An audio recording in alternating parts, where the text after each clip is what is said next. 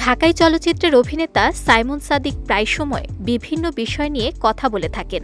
সম্প্রতি এই নায়ক নিজের সোশ্যাল হ্যান্ডেলে একটি পোস্ট দিয়েছেন, যেখানে তিনি লিখেছেন, ধুঁকছে দেশের সিনেমা, কাঁদছে মন, হে কথিত নেতারা, এ আপনাদের কেমন আচরণ? থাকবে শিল্প, থাকবে সংস্কৃতি, জাগবে প্রাণ, আবার ভবিষ্যৎ প্রজন্ম বলবে শুধু নেতারা ছিল বাটপার। কাকে উদ্দেশ্য করে অভিনেতার এমন পোস্ট, তা নিয়ে চলছে নেটিজেনদের জল্পনা।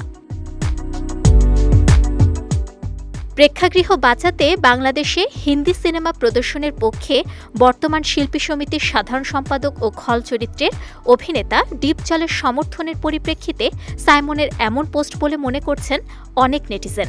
সাইমনের পোস্টের কমেন্ট বক্স থেকে এমনটাই ইঙ্গিত পাওয়া যায়।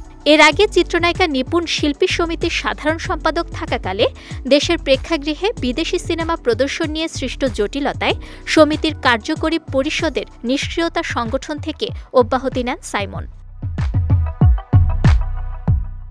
সাইমনের করা ফেসবুক পোস্ট প্রসঙ্গে দেশের একটি সংবাদ মাধ্যমে অভিনেতা বলেন, আমি ভিনদেশি সিনেমা আসা নিয়ে কোনো মন্তব্য দেইনি।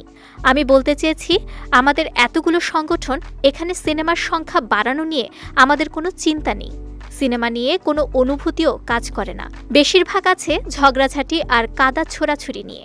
চলচ্চিত্র শিল্পীর স্বার্থ রক্ষা নিয়ে কারো কোনো মন্তব্য নেই, মাথা ব্যথা নেই। একমাত্র ওয়ালটন এসি দিচ্ছে 1 বছরের রিপ্লেসমেন্ট গ্যারান্টি এবং কম্প্রেসারের 10 বছরের গ্যারান্টি। 2012 সালে পরিচালক জাকির হোসেন রাজুর জি হুজুর সিনেমায় অভিনয়ের মাধ্যমে চলচ্চিত্র জগতে ক্যারিয়ার শুরু করেন সাইমন। পরবর্তী সময়ে পোড়া মন ছবিতে অভিনয় করে দর্শকদের কাছে পরিচিতি পান এই অভিনেতা।